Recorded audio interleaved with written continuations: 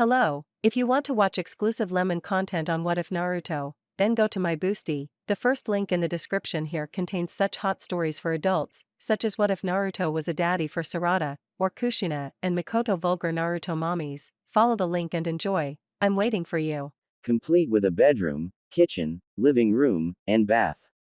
The coloring was modest and even, and the tables and chairs did not have a speck of dust on them. Naruto moved his focus to a small nightstand. 6:30, Naruto thought as he groggily rose from bed, 2 whole hours until the academy starts.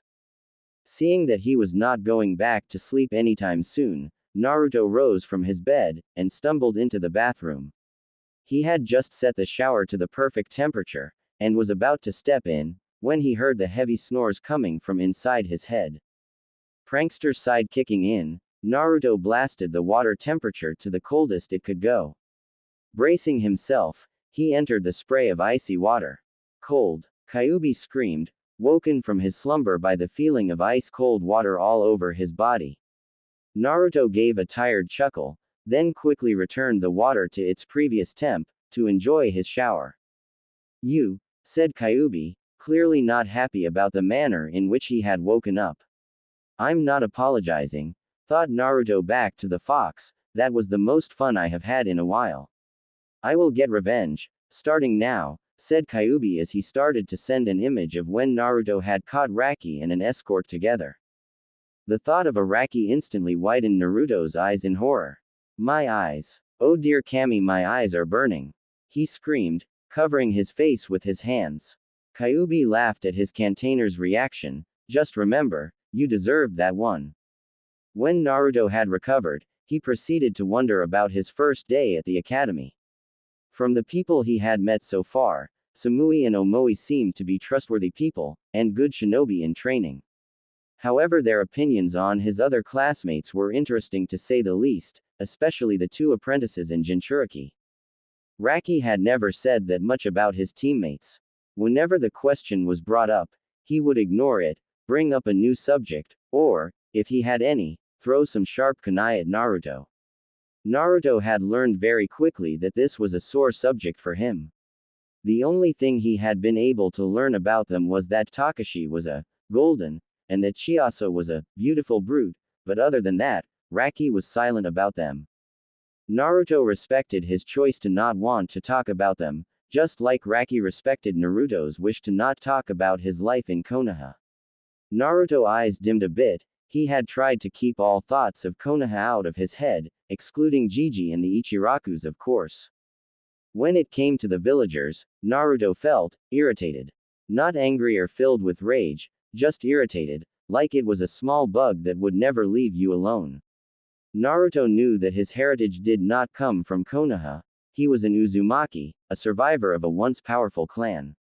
A clan so powerful that it had its own hidden village, Uzushiogakure, best known for their Fuin Jutsu skills and their notoriously long lives. Though Naruto knew of his clan's ties to Konoha, he had long since decided that was his past, and that Kumo was his future. Naruto soon was snapped out of his train of thought when he realized that he had been in the shower for close to 45 minutes. He turned off the water and began to start his daily routine. When Naruto had exited the bathroom, he quickly made some instant ramen and did some stretches while waiting.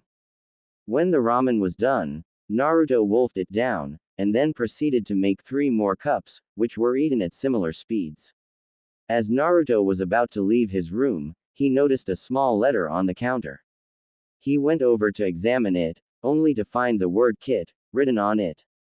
Curious, Naruto opened the letter to see why his master had written him, other than just coming to talk.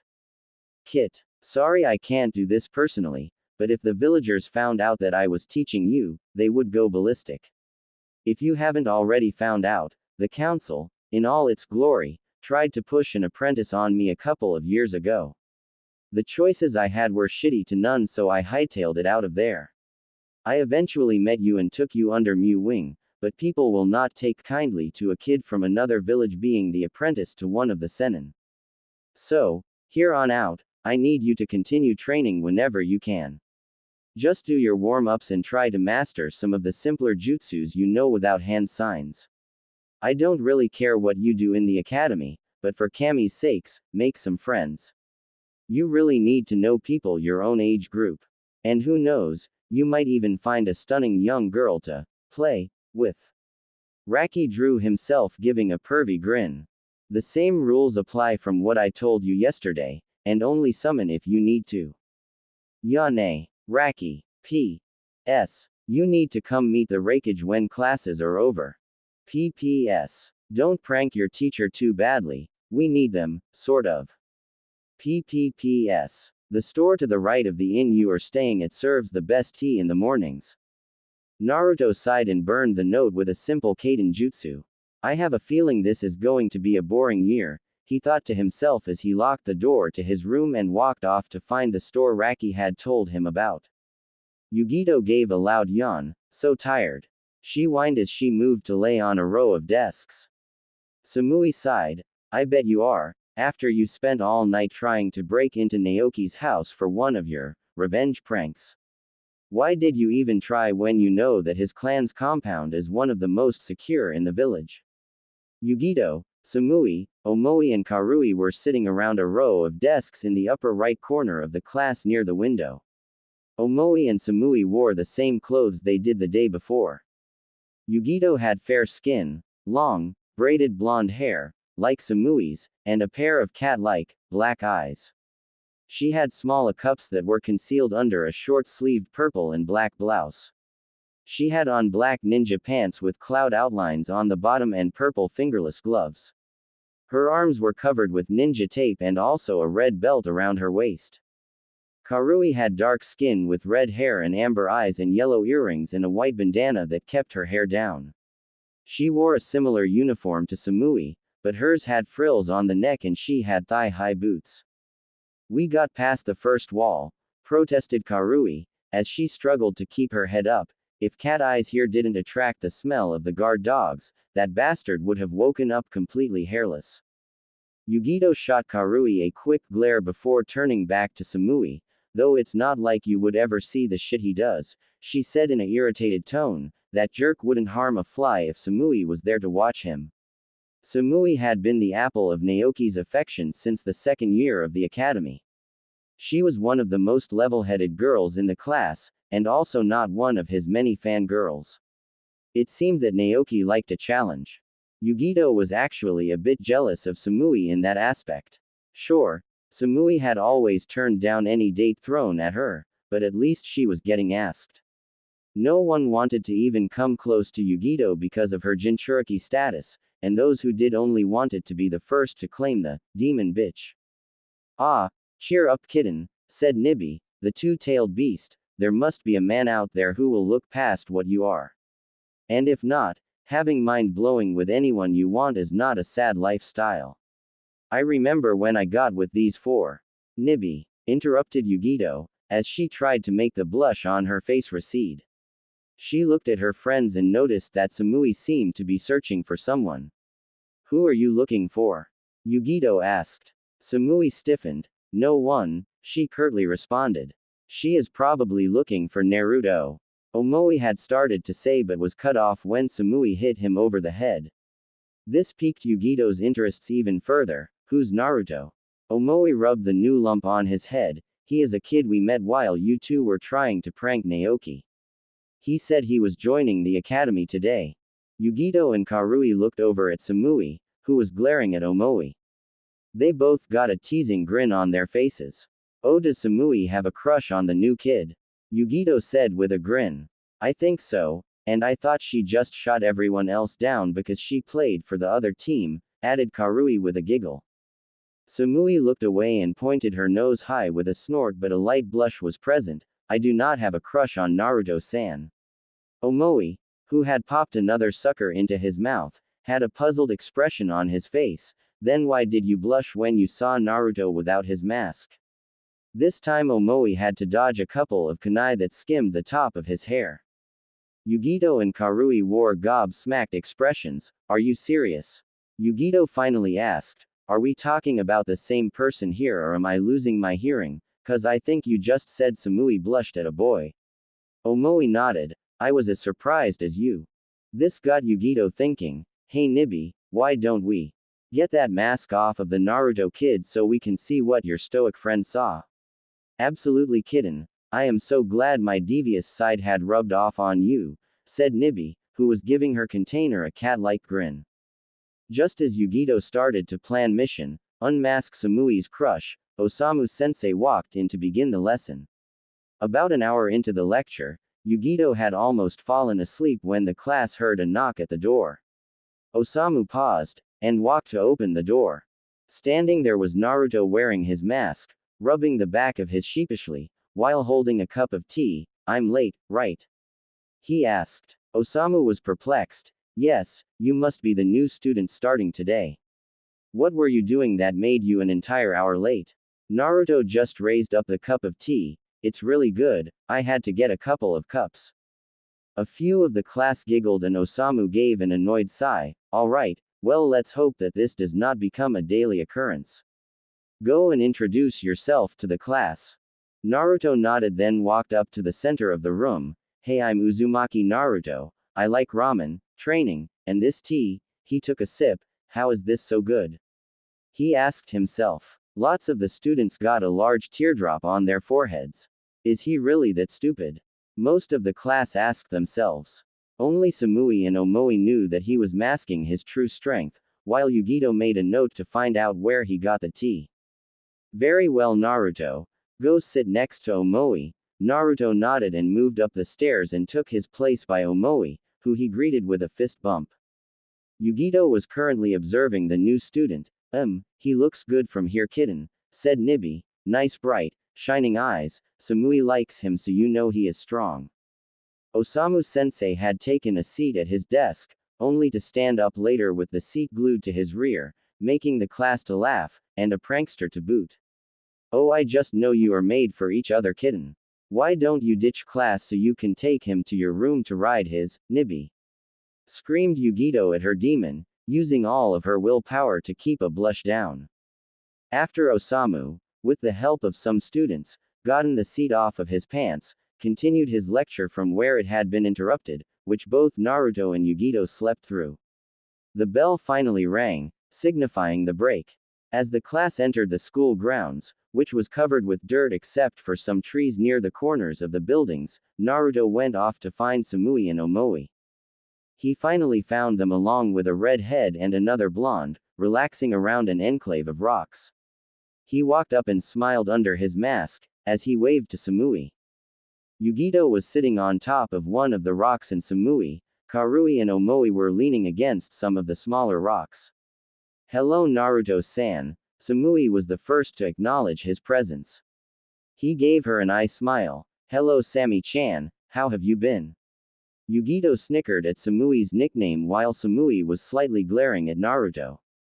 When did I give you permission to call me that? She less asked more demanded.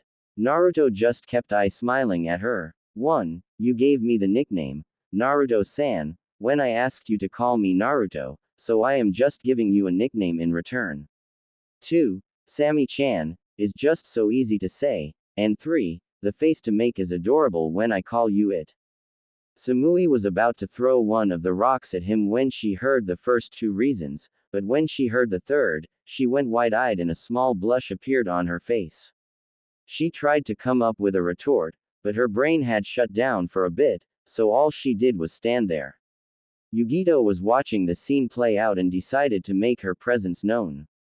Now that is impressive, she said as she hopped off the boulder. Getting Samui to blush once is an accomplishment, twice as legendary. Naruto tilted his head slightly in confusion. Both Yugito and Samui had to hold in a scream of kawaii, but Nibi didn't. Kawaii, that is adorable. Grab him kitten, before your friend notices he is gone. Yugito ignored Nibi for the moment and put out her hand. I'm Yugito, the red head is Karui, who nodded at Naruto, and I am guessing you already know Omoi and Sami-chan. She had purposely put Samui's new nickname in for her own enjoyment as the other blonde girl, now recovered, shot her a deathly glare. Naruto smiled at her and grasped her hand in a shake. Uzumaki Naruto, but just call me Naruto. Yugito smiled. What's with the mask? She asked. Got something you need to hide under there? Naruto's eyes seemed to twinkle with mischief. I'll tell you what I told Omoi and Samui. It's for personal protection. Yugito gave him the puppy, or in her case, kitty cat eyes. They seemed to glow with sadness, but Samui and Omoi both got to see, she said in a cute voice. Naruto was having trouble focusing on anything else but her eyes. She looks so sad, he thought, as his hand twitched towards his mask. Don't do it, Kit, yelled Kyuubi. I am sure this is Nibi now. If you let her get to you, soon everything you hold near and dear will be hers for the taking. I made the same mistake that you are about to make, so please for love of Kami, resist. Kyuubi's rant seemed to snap Naruto out of the trance and just shook his head. I am sorry Yugito-san, but they used it as payment for telling me about the academy. I cannot show you. Good Kit, good. Now just keep it up, urged the Kyuubi. Yugito's eyes began to slightly water, causing Naruto's resolve to weaken. No, don't cry, yet, I cannot show you yet, he quickly said, not wanting to make the girl cry, it was one of his weaknesses. You're fucking hopeless, sighed the Kyuubi from his cage. Yugito's expression changed instantly, from brink of tears, to wildly grinning. Great, so when is, yet? She asked. Thinking quickly, Naruto began to do what any great man would do when caught in a position like this, tell half the truth. Well, you see, if people knew my true identity, it could cause a lot of unwanted problems. So I need to be sure only a select few know, he said. It was not like he was lying. If Konoha did find out he was alive, and in Kumo, they would with no doubt send an army to capture or kill him. Nice save, Kit, said Kyuubi. Really? No, I was being sarcastic. Even though Yugito was smiling on the outside, she was irked on the inside. Why didn't that work? She thought, I have used that move on Kurabi-sensei and Aoji hundreds of times, and it has worked perfectly. I don't know what happened, kitten, added Nibi. I have used my technique for much greater things than that. Either he has heard of it before, which I find hard to believe, or what he says is true, that this is very important. But that only makes me want to know more. After Yugito finished scheming with Nibi, she continued to act as if nothing was wrong. Oh, you are so easy. She got in close. Having you around is going to be fun, and also you can Samui blush, which is a bonus. Naruto slowly nodded, still a bit confused about some of what Yugito had said. What does she mean, making Sammy-chan blush? He thought. In his cage, Kyuubi banged his head against the bars, cursing Kami for giving him such an oblivious container. Anyway, said Samui, who was still a bit pissed about the Sammy-chan comment, what do you think of the class Naruto? It's really nice, Sammy-chan, electing a smirk from Yugito and a scowl from Samui. The students seem fine if you don't mess with them. The teacher is smart but gullible, meaning lots of fun pranks in the future, and he doesn't seem to care if I come in late. He was about to continue, but a rock flew past his face, skimming the cloth of his mask. The group turned to see two figures, one boy and one girl, standing a few feet away. The boy had light-toned skin, with messy brown hair, and dull brown eyes. He wore a miniature Kumo Anbu get-up, with the only exception being that all of the armor had the faintest color of red. The girl was, in Naruto's opinion, quite beautiful. She had captivating red eyes, black hair that reached down her back, and a small deceptive smile. Her outfit consisted of white shinobi-style pants, a sleeveless crimson tank top, with one tan shawl moving across her waist, and on her left arm was a fishnet glove. As soon as the two arrived, the mood instantly changed. Samui gave them a slight glare. Omoi had moved into a fighting stance, and Karui and Yugito were growling and looking like they were about to tear the kids to shreds. The two sides did not move or speak a word for 2 whole minutes, so Naruto decided to break the tension. You know, it is appropriate to know the names of the people throwing rocks at you, he said with an eyes smile. The girl gave a smirk. Well, how thoughtful, and here I thought that you had no class for hanging out around them. My name is Sango Yuriko, apprentice of the Neko Sennin, and my handsome friend here is Minoru Naoki, apprentice of the Ukami Sennin, who just gave a bored stare at the blonde boy. Naruto gave a small wave. Uzumaki Naruto, So what are you two doing? Probably Yuriko Shofu been following Naoki Tem with hopes of pencil asking her out, yelled Yugito.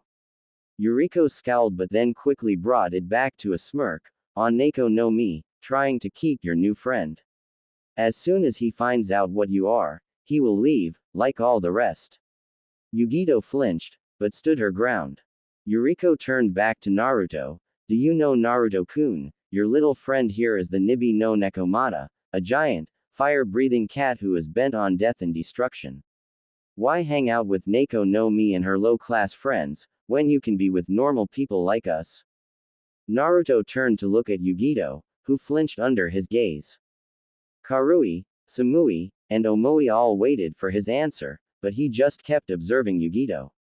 After 2 minutes, he looked back. She doesn't look like a cat. Yugito breathed a sigh of relief, and Nibi smiled. See kitten, I told you there were people out there who could see the truth. And another good thing is that he is not bad looking either. Samui, Omoi, and Karui, seeing that Naruto was not a threat to their friend, moved their gaze back to Yuriko and Naoki, who looked surprised to say the least. The only thing that looks cat-like one Yugito are her eyes, and they look pretty cute, Naruto continued, causing Yugito to blush. And above all, he said as he narrowed his eyes, if you say she is the Nibi, you must not be very smart. When we seal a kunai into a scroll, does the scroll become a kunai? No, it does not, meaning that Yugito is the container rather than the beast. Yuriko, who had recovered, was glaring at the blonde. Fine, all we do is try to help you and set you on the right path, but if you want to ignore our advice then go right ahead. Come one Naoki-kun. She started to walk away but noticed that Naoki wasn't following her. He just moved his gaze to Samui. You haven't accepted my invitation for a date, Samui-san, he said in a bland voice, betraying no emotion. Samui just replied with an equally bland tone, I am sorry, Naoki-san, but I must decline your request. Why? He asked, raising his eyebrow. My clan in one of the only clans our village processes, many would be honored to find a way into our clan, and when I am here offering you a way in, you decline. I said no, Naoki, she said again, even though this one was a bit louder. Naoki half scowled, half glared, again why? You do know of my clan's control, and being a clan heir, I could protect you and your friends from any problems. Naruto, deciding that he had enough, said in a light tone, you know flowers and chocolate work a lot better than threats. Naoki turned to glare at Naruto, and for a moment his own killer intent laced it. I do not believe I asked for your opinion, Naruto-san, he said blandly. Naruto shrugged, and I believe I heard Sammy-chan say no, so I guess both of us are in the wrong. Naoki's eyes widened a bit at the Sammy-chan comment, but then quickly regained his composure. I see. Well, I must be off, but I will enjoy sparring with you in the future, Naruto-san, he said, and began to walk away, in the other direction as Yuriko, who ran to catch up with her true love. After the duo had left, Karui started to laugh. Did you see that bastard's face? I swear I have never seen him show that much emotion in my life. Omoi popped another sucker in his mouth. Why did he leave so quickly? Maybe he is going because it hurts his face to change expressions so much. Or maybe he is out plotting his revenge. Or maybe he did not get to finish because Karui had brought her fist down on his head. Shut up, Omoi Baka. Just be happy we won this one. Naruto smiled at his new friends. Perhaps this won't be such a boring year, he thought to himself. He was brought back to reality by Yugito shaking his shoulder. Thanks, she said as she watched Omoi and Karui fight, while Samui just shook her head, for standing up for us. Most people as soon as they hear of one of the Biju would have just walked away. But you didn't, I like that. Naruto gave an eye smile to Yugito, think nothing of it, besides they are not out of the woods yet. Yugito gave him a curious look, what do you mean? She asked. Naruto's eyes sparkled with mischief as he scribbled an address on a stray piece of paper before giving it to her. Well, that could mean a lot of things, but I will need your help, just meet me at this place at 8 p.m. If I am going to get those two, I will need your help to do it. Naruto turned and started to walk away, later Yugi-chan. Yugito smiled with a light blush tinting her cheeks, later Naruto-kun, she said. Inside her seal Nibi was watching the boy walk away. Nice, I have an idea, how about you follow him, and when he gets near one of the closets, push him and yourself in so you can suck on his Nibi. It was an hour after school and Naruto was standing in front of two large, dark-toned muscular men, and Raki in the Raikage's office. The man at the desk had white combed back hair and wore the Raikage hat on his head. He wore a golden belt and had a stern gaze. The other man also had white hair and a goatee. He had on a white forehead protector with the Kumo symbol, along with a pair of black shades. He had on a Jonin flak jacket and a red rope around his waist, with 7 swords strapped to his back. So you must be the boy from Konoha. Naruto was it, the man at the desk started. My name is A, but you can just call me Raikage-sama, either one will do. I don't care, never been one for formalities. Naruto gave a small smile under his mask, he liked this guy already. A then pointed to the man on his left, this is Kurabi, the Jinchuriki of Hachibi, and from now on, your sensei in controlling the Kyuubi's chakra. Kurabi gave Naruto a grin and held out his fist, how you doin' little nine, we go and make it so you can use the 9 tails just fine, yeah. Both Raki and Kurabi got large sweat drops on their heads and Naruto gave a nervous chuckle. Kid, if you ever start doing that, I don't care if I die, I will kill you. Regaining his composure, Naruto responded to his fist bump, sounds fine Kurabi-sensei, when do we start? Meet me at 10 at the hills, but you better be ready to pay the bills. He then disappeared in a puff of smoke. There was silence for a bit, before Naruto yelled, does anyone know what he just said? Raki just shrugged, don't look at me, I haven't heard that man rap for years, I am out of practice. Both looked at Ahu's side, he wants you to meet him at 10 tomorrow on the outskirts of the city. Raki and Naruto nodded in understanding as a continued, also it is very important that your status as a Jinchuriki stays hidden Naruto, that is why I am placing it as an S-ranked military secret. Not even the council or any of the other Sennin will know besides, Raki, Kurabi, and myself. That's right Kit, and I know you are just dying to tell everyone how you are the apprentice of such a handsome, stunning, and thoughtful man such as me, but you must resist, said Raki, putting his arm around Naruto's shoulder. Naruto pushed the arm off, I don't really think I want the women of Kumo relating me to you Ero Masuda. Raki face faulted and pounded his desk in laughter, ha ha ha now that is a name that fits my student. Raki looked glumly at the floor before a brilliant idea popped into his head. He gave a devilish fox grin at A, who had stopped laughing when he saw it. That grin always meant trouble.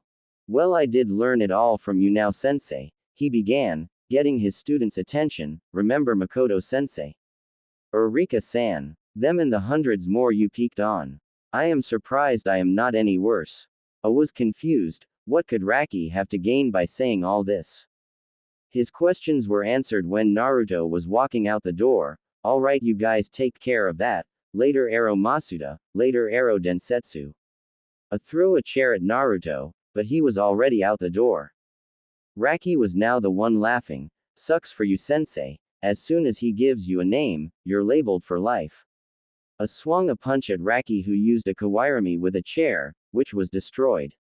After a calm down, he asked Raki, so before our little distraction, I was going to remind Naruto-san to stay out of trouble, do you think that will happen? Raki stopped laughing, thought for a moment before responding in a blank voice, enjoy how small the paperwork is with Yugito, before his shunshined away. Aside, this year is going to be very troublesome, he thought, but with the benefits, I would be a fool not to take it. Early in the morning screams could be heard throughout Kumogakure. The entire Minoru compound was painted a mix of bright orange and purple. Nothing was spared, the walls, the roofs, even the furniture, everything inside and outside the compound was either orange or purple. This was not as bad compared to the situations of Yuriko and Naoki. Both were tied to a pole in the center of the village plaza. On Naoki, the word, tem, was written on every visible part of his body, with the same being for Yuriko, except it was Shofu, with a 2 every once in a while. On a small cliff, overwatching the entire spectacle, were Yugito and Naruto, sitting on a small bench. Yugito had a pack of sushi and Naruto a bowl of ramen, which they were eating with large grins. I have to say, Yugito said as she popped a sushi roll into her mouth, when you first told me of your idea, I was considering taking you to the ward. Naruto shot her a masked grin. Yes, but if you hadn't come along, you wouldn't have been able to see this masterpiece, he said as he spread his arms to the mass destruction that they had caused. How did you get past the dogs? Asked Yugito. Most of the time if they even smell me they go ballistic. Naruto just reached into his pouch and pulled out a small bone that he tossed to Yugito. Take a sniff, he said as he got back to eating his ramen. Yugito smelled the bone before confusion spread across her face. Bacon? She asked incredulously. Naruto just waved it off as he finished his ramen. When he was done he nodded. Never liked to hurt animals, so I just reward them with something so I can just get on with whatever I'm doing. Yugito nodded and made a mental note to get some of the bones for the future. So why did you need me? She asked. I'm pretty sure you could have done this on your own, so why did you want my help? Naruto stopped and looked at Yugito. 1. He held up a finger. I knew you wanted to get back at them as well. 2. More hands equal next work. And 3. I didn't really know where they lived, he finished with a smaller voice. Yugito gave a slight glare at the boy. So I was just free labor for you, is that it? She asked, intensifying her glare, making Naruto sweat a bit. No, he said in mock surrender, those were just some of the reasons I needed you here, but I brought you along because I like your company. Yugito's glare ceased that instant and she started to lightly blush. Oh look kitten, he likes your company, why don't you him to your room to make him appreciate it even more, tempted Nibi. But Yugito did not want to ruin this moment so she cut of her connection with her Biju. Thanks, she said, with a little blush present. Naruto let out a sigh of relief, knowing that he was in the clear, before he gave a chuckle. No probable, Yugito. Naruto. The duo turned to see a fuming Raikage staring straight at them. I think this is a good time to run, said Yugito, to which Naruto quickly nodded. They then jumped down the cliff and ran with the Raikage close behind. The morning was peaceful in Kumo. The sun was rising majestically from the far-off mountains, the citizens were just opening their shops and Naruto was sleeping peacefully in his bed, without a care in the wake up. Naruto was flipped out of his mattress and flung at the wall. Senses wide awake, he frantically searched the room for his attacker, only to come across Yugito with a displeased look on her face. Damn, you wore your mask to sleep, she said as she placed her hands on her hips and looked at the ground, and when you hit the wall, it didn't fall off. She then shrugged it off and replaced her previous expression with a happier one. Well, there is always tomorrow. I'll be making me some breakfast, she finished with glee, and walked out. As soon as she left, Naruto let out a heavy sigh. Ever since she learned that they were basically neighbors, and that they both lived alone, she would every so often break into his apartment and surprise him, whether it was with a new prank idea, or another attempt to see what he looked like under his mask. Naruto stumbled to the shower and let the warm water wash away the memory of his previous wake-up call. He had been in Kumo for about a year, and had accomplished a total of 2 things. The first was in his training with Kurabi, when he had managed to master up to his 2-tailed state, before he went berserk. That had ruined a great deal of training grounds, Naruto thought to himself as he recounted the angry face of the Raikage after the 6th field had been destroyed. The second thing that he had done while here was create some strong bonds with his friends and classmates. Excluding 2, of course, he added in as he thought of Naoki and Yuriko, who had never really forgiven him for writing Tem and Shofu all over them. But he wasn't complaining, that was one of the funniest things he had done in a while. Naruto was on a lot better terms with the rest of the class though, they enjoyed at his pranks, but knew that he was reliable when they needed it, especially when he had gotten a hold of the answer key for the semester test.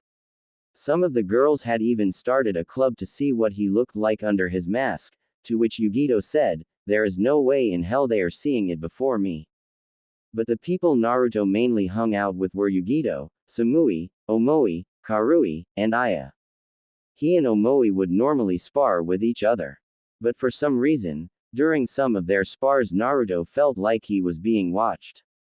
It felt creepy. With Aya he had officially gotten banned from the kitchen, because of an incident when he had tried to combine all of the different ramen flavors into one magnificent bowl. To make a long story short, it exploded. Guess that means that man was not meant to have something that delicious. He and Kyuubi were in a small depression for about a week. Karui and Samui would normally relax with Naruto when they could. Karui's family owned a clothing store, so she worked there half-time, and since Samui needed the cash, she helped out when she could. But when they were off work, they would spend most of their time at the training grounds or someone's house, generally Naruto's because no one else could interrupt. Naruto and Yugito were the new pranksters of the village. People even called them, Orenji to Murasaki no Kyofu, for how both orange and purple seemed to play a big part in their conjoined pranks. Naruto probably hung out with Yugito more than the rest, partly because she lived so close, and also how much they could relate. Yugito had confided in Naruto that when she was little she did have a mother, but she was always sick, and died when she was about 5. She was then moved to Kumo and taken under the care of Kurabi and A. After Yugito was finished, Naruto decided to tell her a modified version of his life. He told her of how he was an orphan from birth, and that the villagers did not like him very much. He left out most of the worst beatings and then told her how a man helped him escape, taught him some ninjutsu, then came to Kumo. When he was done, Yugito had tears of understanding in her eyes and hugged Naruto for close to half an hour. After Naruto was done with his shower, he got dressed and entered the kitchen to see Yugito eating a pack of sushi. Naruto nodded to her and moved to grab 5 cups of instant ramen. Yugito sighed at her fellow blonde, "You know it is not healthy to just eat ramen morning, noon, and night. You need a more balanced diet," she said as she popped a sushi roll into her mouth. Naruto looked at her with a raised eyebrow. "This is a balanced diet," he said as he showed her one of the cups. "This one has vegetables in it." Yugito knocked the cup away from her. "That's not good enough," she said as she took another bite of her sushi. "You need to eat more variety." Naruto just rolled his eyes. "This from the girl who can eat over 4 pounds of sushi in a day," he added in a sarcastically. Yugito pouted. "Fish is good for you," she said, making Naruto laugh. "Not if it is the only thing you eat," he laughed. Yugito just stuck her tongue out at him and went back to her meal. Both ate in a pleasant silence for a bit, until Yugito asked, "Who do you think is going to be on your team?" Naruto stopped eating and adopted a quizzical expression. "I don't really know," he said as he looked at his ramen. "I was in the middle of the class, so I could be paired up with anyone, perhaps. Omoi and Karui's families have been paired together before, so they will be on the same team, but as for you, Samui, and me, I am stumped." Yugito looked down a bit. "What if they see me as the demon bitch?" she asked in a small voice. Naruto grabbed Yugito's chin and forced her to look him in the eye. "Then I will find them, shave off all of the hair on their bodies, and hang them upside down, from the Raikage's tower," he said with a comforting voice. Yugito giggled at the threat, and smiled back. "Thanks, Naruto," she said as she got up from the table. "Come on, let's go and find out our teams," she said, then turned around with a smirk. "I want to see your face when you get paired with one of your fangirls." She ran out of the room with Naruto in a panicked state. "That is not funny." He yelled after her, only praying that she was wrong, and no fangirls would be placed on his team. They both arrived a few minutes before class was going to start, and grabbed some seats near Samui, Karui, and Omoi. "Did it work?" Karui asked Yugito, who shook her head in defeat. Karui kicked her desk. "Damn it. We have to try something else. Have you tried getting it off while he is sleeping?" she asked. Yugito went into a thinking pose. No, I don't think that would work. We have to do it when he is awake and he is not suspecting anything, she said. Naruto's sweat dropped from the conversation. Don't you think it might be a good idea to not plot right in front of me? He offered. Both girls looked at him, then each other, and nodded, planning on picking up the conversation later. Yugito then turned to Samui. Come on, Samui-chan. You have seen his face. Just tell us a small detail, hell, even a vague one, please. She begged. Samui just looked away. No, I promised Naruto I would not tell, she said sternly. Yugito pouted. Fine, just take your boyfriend's side, she said. Samui gave her a light bop on the head, but if you looked closely, you could see a faint blush. Just then Osamu walked into the class. All right, sit down and shut up, he yelled to silence the class. When he thought he had everyone's attention, he began his speech. Today you start your lives as part of the shinobi force of Kumo. You will be separated into teams depending on your specialties, and then those teams will be given a primary goal, such as information gathering, tracking, capture, assault and so on. Though you will be focusing on honing your skills in whatever job type you have been selected for, you will be expected to have proficient fighting skills for when you need them. The higher up jobs are mostly assassinations, so you better get used to killing. Osamu then picked up a clipboard from his desk. Team 12, that focuses on information gathering, is made up of Akihiko Fumio, Masuyo Yumi, and Susumu Ken. You will meet your sensei at Training Ground 4. Naruto tuned out for most of the teams, waiting for his name to be called. Samui, Omoi, and Karui were put on an assault team, and Naoki and Yuriko were put on their own two-man team, because of their political status. Yuriko did not stop squealing with joy. Naruto had almost fallen asleep when he heard his name. Team 33, which focuses on assassination, will be made up of Sho Isamu, Ni Yugito, and Uzumaki Naruto. You will meet your sensei at Training Ground 16. Naruto shot Yugito thumbs up, to which she replied with a grin. He then looked over at his other teammate, Isamu Sho. He wore a black sweatshirt with gray ninja pants, and his Hitai sewn onto his right shoulder.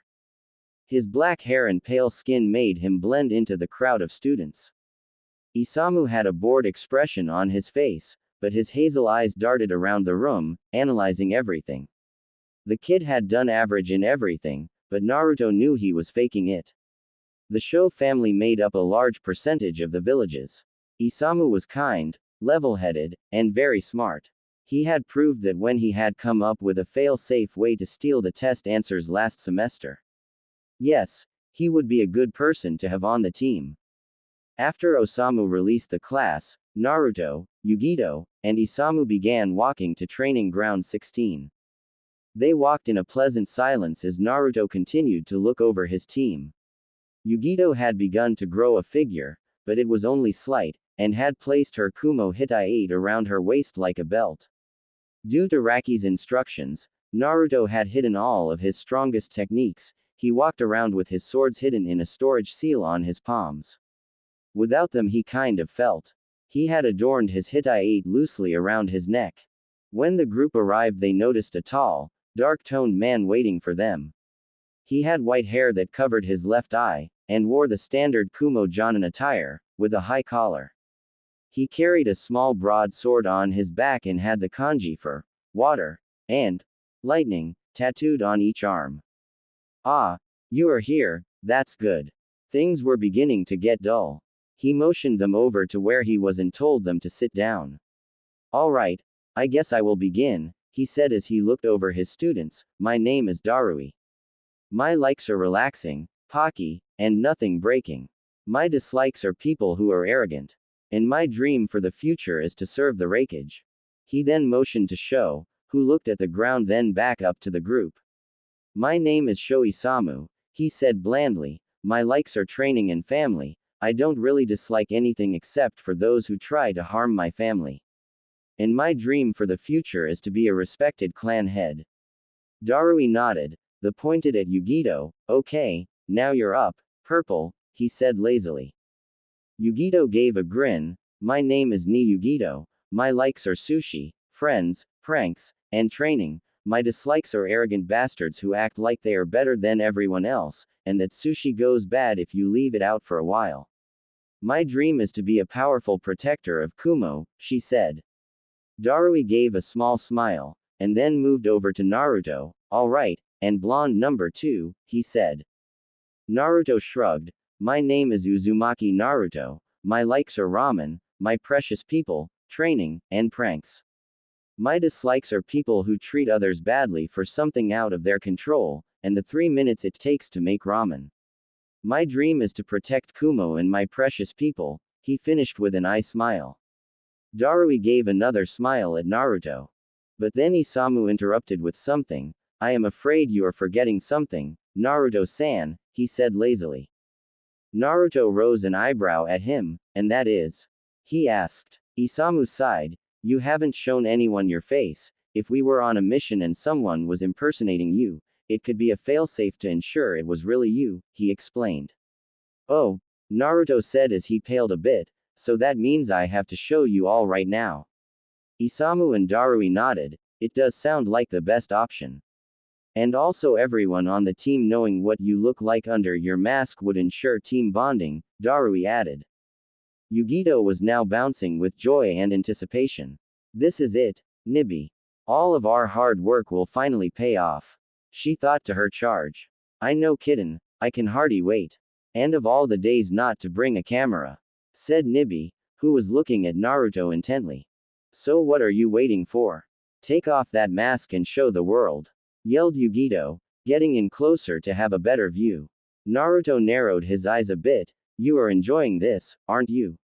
He asked, to which Yugito grinned and nodded. Seeing that he was not getting out of this, he sighed. All right, fine, he said and begun to remove his mask. When he took it off, Darui shrugged. Whisker marks, who knew, he said. Isamu looked confused. Why would you want to hide your face? I see nothing wrong with he stopped when he saw Yugito looking slack-jawed at Naruto. There was a 3-second pause before she disappeared and reappeared right next to Naruto, glomping the life out of him. Kawaii. These are adorable. Why didn't you let me see them earlier? Inside her, Nibi was doing no better. I knew we had hit the jackpot with this kid. Understanding, kind, and now we can add on hot. When you are done choking him, drag him back to your room and tie him up. So we can see his whiskers every day. She yelled from her cage. When Darui finally managed to pry Yugito away from Naruto, Isamu spoke up. I now understand why you wore a mask. Naruto just nodded at him, trying to regain his breath. After Naruto had replaced his mask, Darui continued, alright, continuing on from where we got off track, training ground 16 will be where we will do missions from 9 to 12, then training exercises until 6. Team 33 nodded, alright.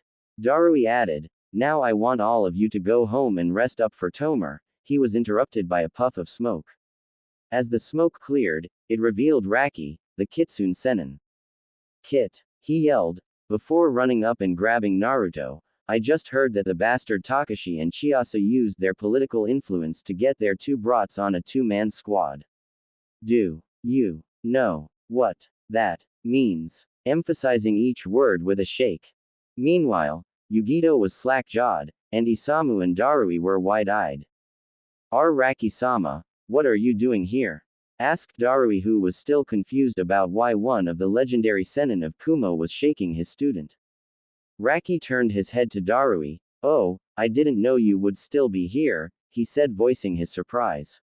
He then turned to Yugito. You're the kid who humiliated Takashi Tems and Chiasa's apprentice, right?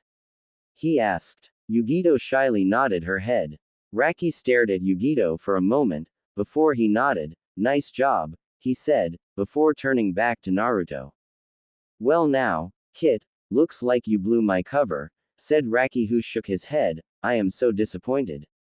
Regaining his balance, Naruto glared at Raki. What do you mean I blew it? You were the one who randomly appeared here, and started yelling about it, Ero Masuda.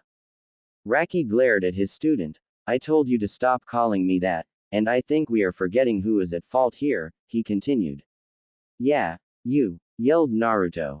Yugito, Isamu, and Darui were completely confused with what had happened in the last couple of minutes.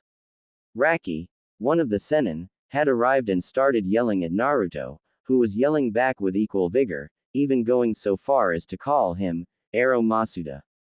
Alright, can someone please explain what is going on? Yugito asked as she pinched the bridge of her nose. Raki turned to her. Well, that could easily be explained, by Naruto, he said as he pushed his apprentice forward. Well, you see, remember when you said that only the Ukami and Neko Sennin had apprentices? You were kind of wrong, Naruto stuttered as he rubbed the back of his neck, eyes frantically darted around the training ground, looking for a place to hide if need be. Yugito's eyes widened with realization. You are the Kitsune Sennin's apprentice, she said quietly. Naruto nodded. Since I was 6, he added. There was silence for a few moments before Yugito punched Naruto square in the face. He was knocked to the ground, and looked up in fear of seeing Yugito in rage. You knew all this time and didn't tell me. She yelled as tried to smash his face again. Naruto rolled out of the way and started to back away. Now Yugi-chan, listen, he said as he raised his hands in surrender. I don't want to listen. She yelled, and took out a couple of kunai and aimed them at his neck. Naruto and hid behind a training post. Please have mercy, he said meekly. Yugito smiled darkly, sorry, all out, and proceeded to chase Naruto around the grounds with a variety of sharp and heavy objects. From the sidelines, Isamu was shaking his head at his teammates. Well, at least there will never be a dull moment, he said, as he watched Yugito using Naruto as a punching bag. Raki looked at the boy curiously. You don't seem that surprised, he said. Isamu just shrugged. I always knew Naruto was a bit different. If you told me now that he was the Raikage's long-lost son, I could see it, he said as he took a seat on the dirt. Darui then looked at Raki. Since he is an apprentice, he said with his eyebrow raised, what can he do? Raki just smirked at him. Now where would be the fun in that? I'll give you some hints, but the rest you will have to find out. He can summon, is skilled at a complex shinobi art, and has something similar to your Kuroi Kaminara, but the rest you will have to get from him. Darui's visible eye rose a bit on the last hint, but he kept his mouth shut. Raki then turned to the scuttle happening between Naruto and Yugito. Hey kid, when you are done playing with your girlfriend, tell them the complications of knowing this secret, he yelled, only to have to dodge a swarm of shuriken. Oh, she has a temper. This is going to be fun for you, Darui, he said with a grin, before using the shunshin, and disappearing.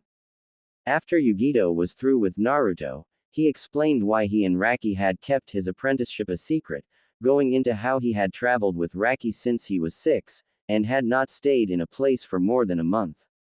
When he was finished, Isamu was the first to accept it, later by a reluctant Yugito, who said that Naruto would owe her a lot of sushi in the future. Darui watched the scene in pride, seeing how early on his team was building bonds with each other. I think that this not going to be as dull as I thought, said Darui quietly to himself. But with a two-tailed Jinchuriki, a ramen-loving Sennin in training, and a trained assassin, when would it be peaceful in the village again? He then told the group to meet him here at 9 o'clock the next morning to start missions. When Naruto got home that night, he was beat. Most of the wounds Yugito had inflicted were healed, but were still sore. He winced as he fell into his bed. Kit, that was the most entertaining thing I have seen in a long time, said Kyubi from his cage. Seeing you get your whooped by that cat's container was funny as shit. And why are you laughing? Naruto thought back. Last time I checked, you felt what I felt, so why aren't you hurting? The fox snorted from his cage. Kit, you getting hurt is minuscule to what I think pain is, so it doesn't bother me. You getting punched in the stomach by a female's rage feels like a bug bite to me, explained the Kyubi. Naruto was about to make a comeback, but froze when he sensed a presence at the door. He looked over and saw Yugito standing there with a scowl on her face. You didn't tell me everything, she said, as she walked closer. Raki wouldn't have just picked anyone to teach, there had to be some reason he picked you. Yugito was now standing right in front of him, glaring directly into his eyes. It could be family, but Raki never saw that as extremely important, so that is out. She continued to list off, if you had a bloodline that would make sense, but that would also mean a lot of political trouble getting you here. So tell me, why? Naruto looked away from her. You don't want to know that, he said quietly. Trust me, this is something that you do not want to hear. Bullshit, Yugito said, her voice getting a bit louder. We are on a team Baka. If I don't know something that could be a threat, you are not only putting me at risk, but Samui, Omoi, Karui, Raki, and the entire village. So I will ask again, why? Naruto looked down at the ground, the bangs of his hair creating a shadow over his eyes. There was silence for a minute before he spoke. You don't know how lucky you have it, he said curtly. Yugito raised an eyebrow. What is that supposed to mean? She asked. Naruto said again, only louder, I said you don't know how lucky you have it. I have seen the way people look at you, some glare, some scowl, but that is it. You do not know how bad it is for people like us outside of Kumo. People like us. What is that supposed to mean? Yugito stopped right there as shock and realization formed on her face. You're a Jinchuriki, she said, barely above a whisper. Naruto nodded, and when he looked up, Yugito took a step back in shock. His normal bright, sapphire, blue eyes, which she thought was one of his best qualities, were dull, and expressed powerful feelings of fear, anger, loneliness, and above all, pain. I was born on October 10th, in the village of Konohagakure, he started, gathering Yugito's attention. On that night, the Kyuubi no Yoko attacked our village, killing hundreds of people, shinobi and civilian alike. Just when it seemed that all hope was lost, the Yondaime Hokage used his last resort, the Shiki Fuin, to use the Shinigami to seal half of the beast within himself, and the other half inside a newborn baby. Yugito was paying rapt attention now, silently dreading the words to come.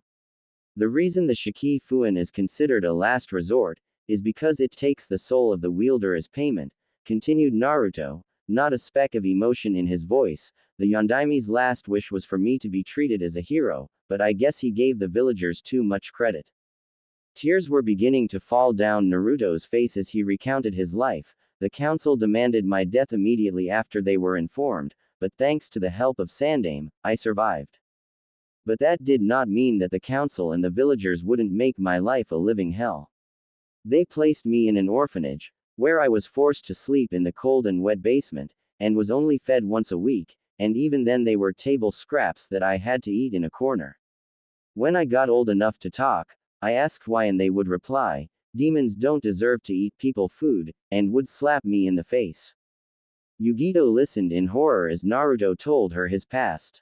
The children were encouraged to pick on me, and beat me up, and if I tried to defend myself, I would be punished severely, Naruto said, as he subconsciously squeezed his pants. When I turned 4, the orphanage kicked me out onto the streets, where I had to dig through the garbage for a meal, and if I was lucky, a small ramen shop would give me a bowl on the house. However, during those times, the mob started. They would hunt me down, and beat me to an inch of death, before the Anbu would come to disperse the crowd, and then leave as quickly as they had come. I was left to heal myself most of the time. Sometimes an Inu-faced Anbu would take me to the hospital, but it was always a 50-50 chance if I would get treated or not. That was the case, when on my birthday, I was beaten so badly that I was in a coma for about 2 days. When I awoke to find the Sandaime watching me, I told him about my life on the streets, and he was furious. He then gave me my own apartment, which I lived in for barely a year. Yugito was both disgusted and horrified with what these monsters had done to a child, and deeply wanted to make them pay. On my 6th birthday, I was hiding out in my apartment. I had learned early on that on my birthday, the beatings were the worst. Said Naruto, who was looking at the floor again, slightly shivering. It was then when a mob broke into my house, chased me into a dark alley, and proceeded to give me the worst beating of my life. Naruto looked to stare right at Yugito. I was stabbed, cut, my ribs were broken, and to top it all off, some ninja in the group used some kaiden jutsus on me, giving me second-degree burns all over my body. I was then moved out of the village, and crucified to a stake in the middle of the forest, left to die. Finally a small smile graced Naruto's lips. That was when I met Raki. He had been traveling through the outskirts of Konoha, and had smelled my blood. He took me away from the village and offered to teach me.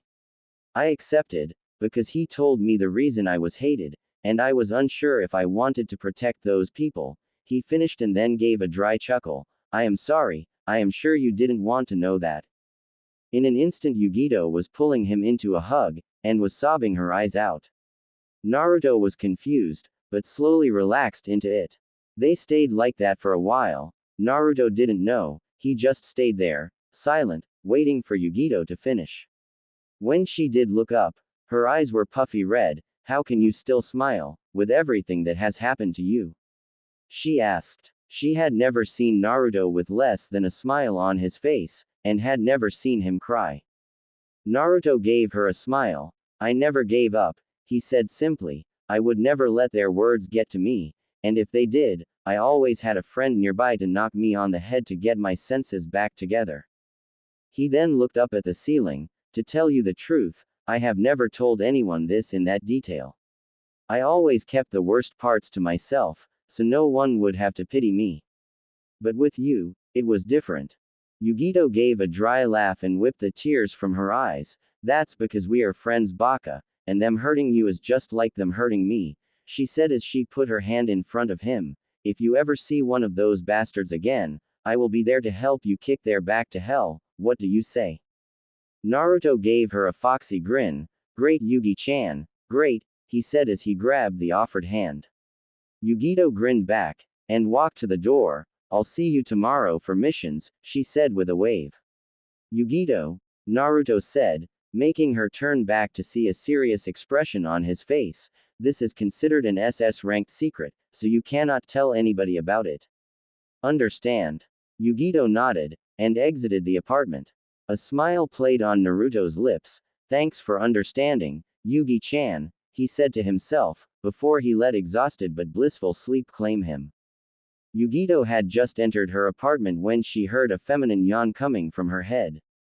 Her apartment was very similar to Naruto's, except it had more pictures around the place, was a bit dirtier, and the smell of fish was ever present. You were sleeping the whole time? She asked the cat demon, which was doing some stretches. Of course, kitten, said Nibby, you went to hurt the blonde, and I had already seen that this morning. So there was no real need for me to watch. Yugito sighed. Well, I didn't kick his. He had a perfectly good reason for not telling anybody, she thought as she prepared for bed. Oh, and what might that be? Nibby said, getting interested. He's a Jinchuriki like me, said Yugito as she walked out of the bathroom. Oh, well, that makes sense. He did always heal from injuries fast, and he has that ungodly stamina, but who does he contain? Ikibi. He is a little coward who won't let anyone near his container. Me. That's obvious. The Sanbi doesn't really do well with heights. Yunbi. Maybe. Gobi. So polite that you would rip your own ears off, so no. Rokubi. Iu. Nanabi. Such a bitch, I would like to claw her eyes out. Were any of these on target? Yugito shook her head. Nope, all wrong. He contains the Kyuubi no Yoko, she said, but was not expecting the reaction from her container. Q-kun is here, she yelled, causing Yugito to jump. What are you waiting for, kitten? Go and claim him right now. I have waited far too long to be denied him when he is so close. Yugito sighed. Good night, Nibby, she thought and laid in her bed. What are you doing, kitten? You should not be sleeping. That should be exactly the opposite of what you should be doing tonight. Go back into his room, and claim him. Get down on your knees and suck his. Yugito shut her connection to Nibby, and enjoyed the blisses of sleep, while Nibby ranted about the stuff she should be doing to Naruto. Darui sighed as he looked down at their targets, happily drinking in the bandit main camp, unaware that this would be their last night among the living. Though Darui looked calm, inside he was a bit worried. This was Team 33's first C-ranked mission, and it would also be the first time for most of them to experience the feeling of taking another man's life.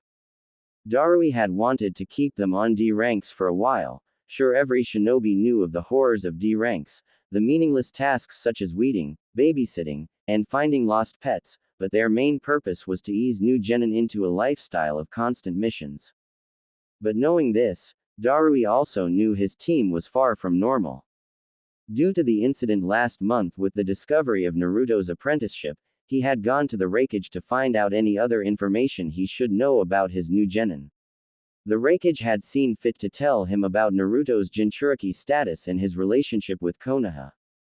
Darui wanted to ask the specifics of the relationship, but from the grim look the Raikage had on during the meeting, he could tell that it was best not to pry. After the awkward team introduction the day before, his 3 students had seemed changed. Naruto had taken to removing his mask during training, saying that if they were a team, he would let them know that he trusts them. Yugito was also a lot calmer, focusing on mastering the few Kaiden techniques that she knew, but her gaze also seemed to be drawn towards Naruto when he wasn't looking. Isamu, who from the report at the academy was very reserved and rarely spoke, tried to be more open with his teammates, every so often showing off a portion of emotion that his family was trained from birth to keep under control. However, it showed the most when Yugito had thrown a fireball at him for pointing out that she was staring at Naruto. So far his team was working together flawlessly, not a single mission had failed and, except for some minor goof-offs, was done in the quickest way possible. Darui had also been silently evaluating the strengths and weaknesses each member had, both as a ninja, and personally. As a team overall, he could easily see why Raikage had made them an assassination specialist squad. Naruto, Yugito, and Isamu were highly skilled in stealth, being able to sneak in and out of buildings almost undetected. Pushing those thoughts away, Darui grabbed his headset, positions. He whispered into the microphone. There was silence before he heard a response. Shadow in position, said a low, crackling voice. Moments later, 2 more voices were heard. Fox Cat in position, said Naruto and Yugito at the same time. Darui nodded. All right, Shadow, proceed with Plan A. Cat, get in as close as you can and wait for the signal. And Fox, create the diversion, and sneak in for the kill, said Darui, who was rewarded with a chorus of, "Hi, Sensei." The leader of the bandits took another swig of sake as he looked around his camp. Most of his men were out patrolling the area, so it was highly unlikely that he and the few men he had left as guards would be disturbed. He looked around at all of the equipment and entertainment they had acquired in the last town. The people that lived there were weak and too scared to try and stop them. But though the men were weak, the women were beautiful. The man smirked as he looked at his greatest prize. Lying in the corner was Nobuko Mi, daughter of the village mayor. She was tied to a pole, with a rag in her mouth, along with the other women they had kidnapped from the village. Her clothes were stripped, and her body was covered with semen and other bodily fluids. Her eyes were red with dried tears. He decided that he wanted to have fun with his girl, and moved in a drunken stumble to the whimpering woman. He roughly pulled her towards his face and gave a long lick down her neck. Mi's eyes opened and widened in fear as she realized what was happening to her. The bandit leader gave her a lustful grin, but before he could continue, a rustling was heard in the bushes. The 3 men instantly stiffened. The 2 guards grabbed their swords and the leader pushed the girl to the ground. They moved in quietly, weapons raised and eyes hardened. Just then a small red fox poked its head out. The men relaxed and one even lowered his sword. It was then when the fox grinned and disappeared in a puff of smoke. As soon the little fox disappeared, the group knew that there was trouble. 3 kunai embedded themselves in the ground at their feet. The guards looked up to see a young girl dressed in purple coming right at them. The guard on the left reacted the fastest, by swiping his sword across the girl's stomach. Instead of falling to the ground, her skin light up with electricity, sending a strong electrical current down the blade of the sword, shocking the guard. He fell to his knees as he screamed in pain, before blacking out. The girl looked at the other thieves, before dispersing in a shower of lightning. The two other bandits tried to run from the scene, back to the camp, but were met with another rain of kunai. The leader remained unharmed, but the same could not be said for his companion, whose body was now littered with the throwing knives. The bandit leader knew what was happening. These were no mere mercenaries, these were shinobi, trained to kill from a young age, and weapons for the highest buyer. The mayor had probably hired them to save his daughter, but he was not going to let them have the satisfaction of going home unscathed. He quickly stumbled to his feet and drew his sword. Mi was looking at him with utter terror in her eyes, begging him not to do what he was thinking. Die, bitch! He yelled as he charged the defenseless girl. Mi closed her eyes, silently saying goodbye to all of her friends and loved ones, and waited for the pain. She waited. No pain. She waited for a bit longer but still felt no pain. Gathering her courage, she slowly opened up her eyes, and was met with the bandit captain on the ground, bleeding profusely from the jugular and lung. In front of her was a boy no older than maybe 13 or 14, wearing a white sweatshirt with clouds on the top half. She could tell that he was taking deep breaths by the way his body rose and fell. Mi wondered why until she saw a bloody kunai in each hand. Naruto had been in the trees not so far off from the camp. The plan had gone off perfectly, that was at the beginning of course. The mayor of a small village in Yu had asked them to take care of some renegades that were terrorizing the village and also save his daughter and the rest of the captured women. This was the first C-rank mission of Team 33, and he was relieved that they got to do one mission that didn't involve finding any lost pets. Darui had taken care of the bandits patrolling the area rather quickly, and then had said that taking out the last three would be great training for them. Naruto had summoned a small fox to lure the three thugs from their encampment, and when it disappeared, a Raiden Bushinan of Yugito had attacked them directly, purposely getting hit with their metal swords so it could send some powerful shocks to their enemies, while the real Yugito went and freed the women in the cages. Isamu stayed in the trees, waiting for the right moment when the other two started to run. As soon as they did, he used a cage kunai no jutsu to finish them off. What they did not expect was for the thief leader to survive, and charge the mayor's daughter with the intent to kill. Naruto knew he had to act fast. He jumped from his hiding place and pulled two kunai from his pouch. Sprinting towards the man, as soon as he was close enough, he made for a slice with his left hand, cutting the leader's jugular in half. Naruto then stabbed his other hand into the man's left lung, embedding the blade deep into skin, before kicking the carcass away. As Naruto took a couple of breaths to calm down, he realized what he had done. He had killed the man, in cold blood, and then after he had died, he had continued to stab, to make sure he was dead. In truth, the leader had died the moment his jugular was cut, letting loose a torrent of his blood pour out. He was already dead when Naruto stabbed him in the lung, and he was already dead when he hit the ground, and he kicked him. Naruto turned around to look at the woman he had just saved. The girl looked to be around 15 or 16, with brown hair, that currently looked wild and sticky.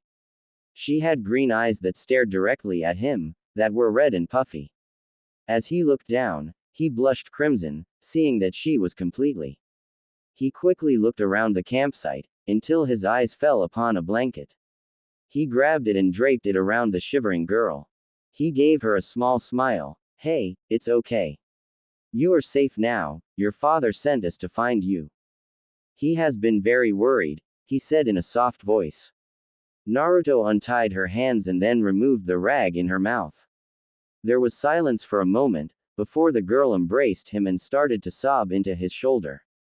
Not having much experience with this, he just patted her on the back, whispering soothing words to her, and sending a pleading look to his teammates and sensei, who had arrived moments earlier with confusion written on their faces.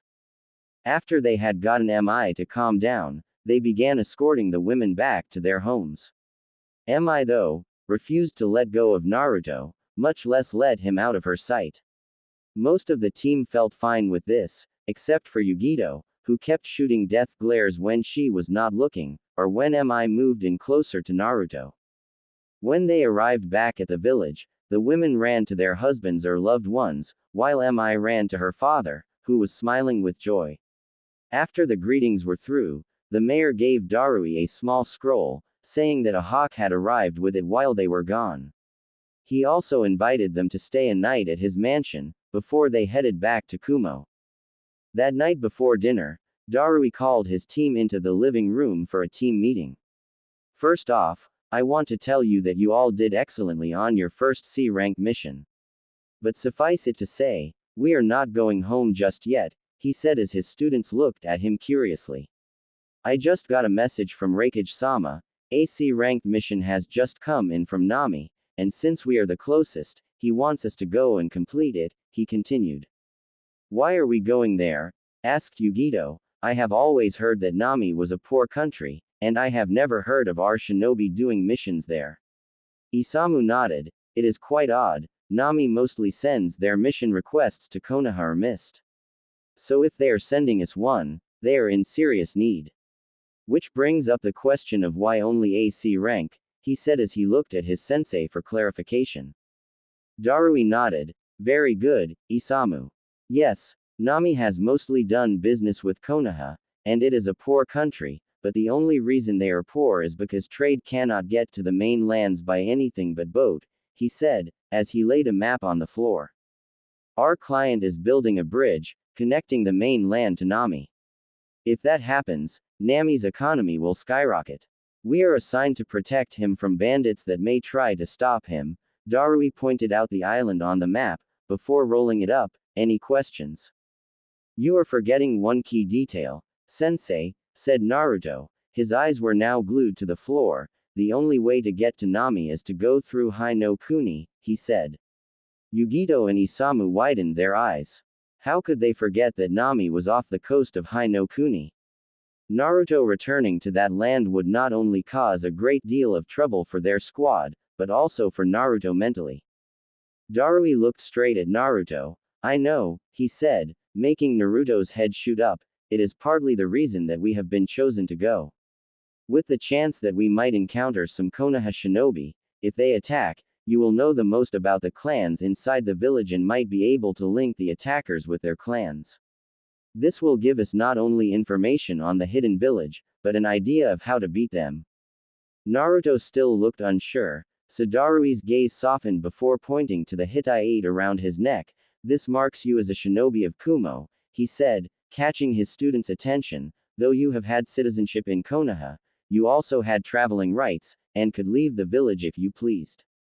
But now that you are one of our shinobi, you have citizenship in Kumo, and are part of our military, so if they try to take you back, it is an act of war. Naruto looked at his own hitai, tracing his finger along the engraving of the Kumo symbol. He looked up at his teacher with determination and a grin. Let's do it, sensei, he said loudly, causing Yugito to grin as well, and Darui and Isamu to have a small smile. Now that is settled, said Darui as he moved towards the dining room, dinner is almost ready. The mayor had spared no expense in the meal. It was a buffet of foods from all around you, and just for Naruto, there was a large bowl of ramen. Mi, who looked a lot better than when they found her, spent the night talking with Naruto, which only seemed to annoy Yugito more. When they left in the morning for a small port town in Mi had given Naruto a light peck on the lips as a goodbye. Isamu had to keep Yugito from tearing her to shreds. Nibi wasn't doing much better, as she kept screaming at the harlot, who was taking her Q-kun. As the team ran towards the Nami, Yugito's eyes began to wander to Naruto. After she had learned of his status, she had forgiven him, but not before he did some things for her. The first was that she got a couple of pictures of him without his mask. She spent hours teasing his fan club, giving them brief flashes of the photos before turning away. The second thing was that he had to promise that he would not wear his mask outside of the village. She had discovered that it was his weak point. If she rubbed his whiskers, he would instantly calm down, and do whatever she said. The final wish was that he had to pay for 2 weeks of sushi for Yugito. Naruto had cried when he heard that, saying that he would not be able to afford ramen again for months. What a not surprising since he is Q-kun's Jinchuriki, said Nibi. Yugito sighed. Ever since Nibi had learned that the Kyuubi was sealed inside Naruto, her perverted comments were even dirtier than before. She had even had to excuse herself when Nibi's ideas got to her. Will you knock it off, Nibi, you are such a pervert, thought Yugito to the demon. Oh ho, I'm the perv. Remember kitten, I see what you see, so if I am the perv, why are you staring at his, said Nibi, a lecherous grin on her face. Yugito tried to respond, but the blush growing on her face was making it hard to think. Shish, shut up, Aro Neko, she thought back. Nibi just laughed. You know that you should be using this to your advantage. The ramen girl is always at the shop, Samui is on another team, you are the only one that he understands, she said. Yugito snorted. I don't like him like that, Nibi, she thought back to the Hellcat. Oh, you can't lie to me, kitten, I have seen those dreams you have about him. Very kinky, even by my standards, Nibi said, before giggling pervertedly. Yugito lit up completely red, and tried to stutter a retort, but came up with nothing. Naruto looked over at Yugito, who was red as a tomato. Are you okay? He asked. She instantly stiffened, stuttered a no, then made some distance between them. Naruto gave her a confused look, but left her to her thoughts and the giant perverted Neko. Naruto had been on edge ever since they had entered Hai no Kuni. Though they were traveling on the coast, Konoha was still a good distance away, and they kept most of their anbu around the village, and had small guard towers all around the country. Darui's words had comforted him a bit. Besides, what were the chances that he would meet any Konoha shinobi in Nami? On a path outside of the village, Kakashi felt the need to sneeze. He was on his team's first C-rank mission. He looked at the members of Team 7. Uchiha Sasuke, Rookie of the Year and the last of the Uchiha, and the reason he had a team in the first place. After the Uchiha massacre, the village and the village council saw it fit to have the only Jonin with a developed Sharingan to train the boy. Sasuke had spiky black hair and black, soulless eyes, like all Uchiha. He had a blue shirt with the collar up, white shorts, white arm protectors going down each arm and his Hitai-8 displayed on his forehead. He was currently brooding, ignoring the incessant chatter of his two teammates. Sakura Haruno was a very smart girl. It was because of that she was the top kunoichi of her class, rather than for fighting skills. She had long pink hair that ran down her back, bright green eyes, and a noticeable forehead. She wore a red kipao dress in her Hitai-8 atop her head. She was currently going on about how great her, Sasuke-kun, was, and was berating their temporary member, Kiba. Kiba Inuzuka was very similar to his clan, personality-wise, brash, feral, stubborn, but deathly loyal to his comrades. He was officially part of Team 8, with Kurenai as his sensei, but she had lent him to Kakashi, provided that he take of him, and not turn him into a pervert. He wore a fur-lined coat, gray pants, and his partner, Akamaru, hidden in his hood. He was currently yelling at Sakura to keep quiet about the emo king. Their current job was to escort an old man, Tazuna, back to his home in Nami, and protect him from bandits while he finished building his bridge. The mission seemed a bit odd, but after Sasuke had demanded a higher-ranked mission, this was the only thing that he had. Hopefully nothing would go wrong and he would be back in Konoha by next month. He did not know what he had just gotten himself into. Naruto was bored, and even though he had matured during his time with Raki, 1 minute of nothing still felt like an eternity. He was currently on guard duty while the rest of his teammates rested. It had taken 3 days to get to Wave, and then they had hitched a ride with a local fisherman to the other side. Darui's main objective was to find and report to Tazuna for the mission. Kumo had sent a letter of acceptance to Tazuna, but they still had to find him to start the mission. Naruto pulled out a photo of the man. Old, male, glasses, fat, he repeated in his mind. You forgot drunkard, said Kyuubi, pointing out a large flask tied to his pack. Naruto sighed. He lazily checked his surroundings for the 50th time, but straightened when he felt a surge of chakra. Creating a Raiden Bushman to go and inform his teammates, he set off in the direction of the surge. When he arrived, he could easily say he was shocked. Standing by the lake was the one and only Momochi Zabuza, Kurigakure no Kijin, owner of the Kubikiribocho, and the leader of the coup d'état that Amayuri Ne was a part of. His head was wrapped in bandages, except for the top, which his brown hair stuck out of. He also had a pair of striped baggy pants. Across from him was someone who Naruto knew instantly, Hitaki Kakashi, but better known as the Kopi Ninja no Kakashi, known to have copied thousands of jutsus with his implanted Sharingan eye. He wore standard Konoha Jonin gear, and had a face mask much like the one Naruto wore in Kumo. His Hitai-8 was on his head, revealing his Sharingan eye. Naruto then looked to the other group. There was a kid in a blue shirt, a girl with pink hair that reminded him vaguely of the banshee that had attacked him, and another boy with a dog growling at Zabuza. Behind them was a heavy-looking, old man, wearing a straw hat. Naruto's mind began to move a mile a minute. Okay, the old man they are guarding matches the description we have of Tazuna. Since Kakashi is here, they must be his genin team, and by the looks of it, still wet behind the ears. They must have been sent to also protect Tazuna, but why would he hire two separate villages? As Naruto pondered this, he noticed a group of familiar chakra signatures headed his way. He turned to find Isamu, Darui, and Yugito jumping towards him. Darui moved silently to his side. What is the situation?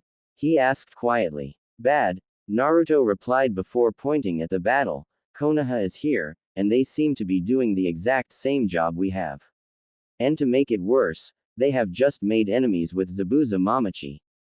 Darui looked over the situation, before looking back at his team. This is your decision. Technically, since Tazuna has lied about the mission specs, and has hired two teams from two different villages, we can just leave, he said. Team 33 looked at each other before nodding their heads. Let's hear what he has to say, then we can decide whether to abandon the mission, said Isamu, who was now preparing a set of paper bombs. Sighing, Darui looked back at the fight. Kakashi had fought back with some high-powered sweet injustice, and had knocked Zabuza into a tree.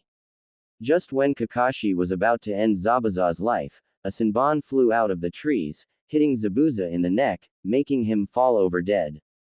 Kakashi turned to find a Kiri hunter Nin walking out of the bushes. Thank you for your help in subduing him. I have been after Zabuza for quite a while, he said as he moved towards the body. Kakashi checked to see if Zabuza was really dead, before handing him over to the hunter. I must go and dispose of the body, but before I go, the hunter turned towards the hidden Kumo shinobi. You can come out now. Darui silently cursed before looking at Naruto.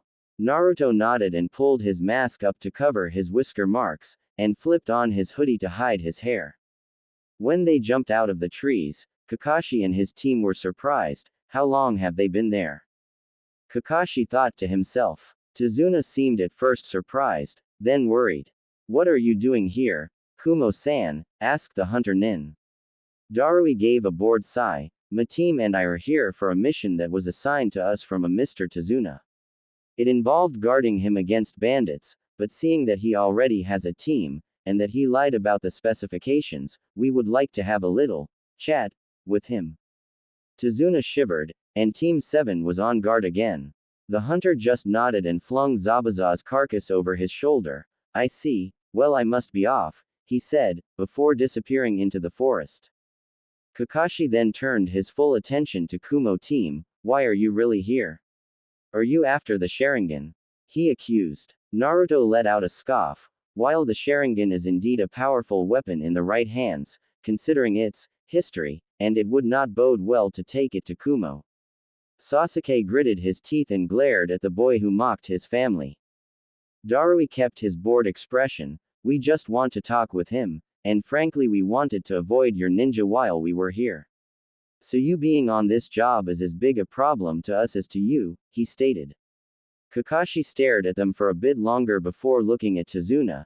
Take us back to your house, you can have your little talk when you get there. And after that I want to have one with you, finishing off with a glare that made Tazuna sweat bullets. Kakashi replaced his Hitai-8, before he collapsed.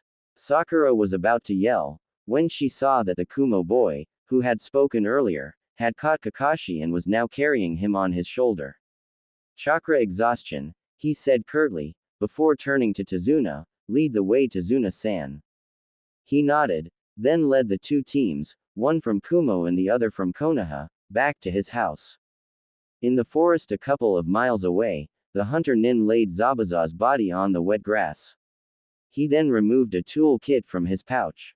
First I'll drain the blood, he said, as he moved the tweezers towards the neck. But before he could, a hand shot up and stopped him. I can do it myself, said Zabuza. Oh, you've already come back, said the hunter as he moved his hands back. Zabuza grunted as he yanked the senbon out of his neck. Damn it, you are too rough, he said. The hunter just looked blankly at him, says the person just yanking them out. You could die like that. Zabuza just scoffed before glaring at his partner. When are you going to take off that fucking mask? He yelled. The hunter just chuckled. I like the mask, and it did help you get out alive. However, he removed the mask. He had long black hair, pale skin, and large brown eyes. On first look, he looked quite feminine. Zabuza gave an annoyed grunt before looking off into the mist. Next time, I will kill that scarecrow, said with vengeance. Yes, but now you will have to deal with another team, said Haku as he put his toolkit away. Zabuza raised his non-existent eyebrows. They got reinforcements? He asked. Haku shook his head. No, a team from Kumo came to take the mission as well. Zabuza just ignored her comment. When will I be ready to fight again? He asked. Haku looked over his body. Kakashi did do a number on you. I guess around 2 weeks. Zabuza shut his eyes. Then we wait, he said as Haku helped him back to their base. The air was tense at the Tazuna household. After they had arrived, Tsunami, Tazuna's daughter, had led both teams to separate rooms, before going to make dinner. Darui and his team had gotten the talk with Tazuna, who told them the story of Nami's current depression, and the impact the bridge would have. He spoke of how Gato, of the Gato Company, was in control of a majority of businesses and crime in the country, due to his monopoly at the docks. After hearing the story, Naruto could not hold it against him for lying about the mission. He was doing what was best for his village. Darui had gone to talk to Kakashi about their current predicament, while the genin teams would wait in the house. Both sides were on the opposite sides of the living room, some having a glaring match, while others held a passive distaste. Sasuke was still brooding about Naruto's insult, and had his black eyes targeted on him. Sakura was switching between fawning over Sasuke, and watching the Kumo Kunoichi.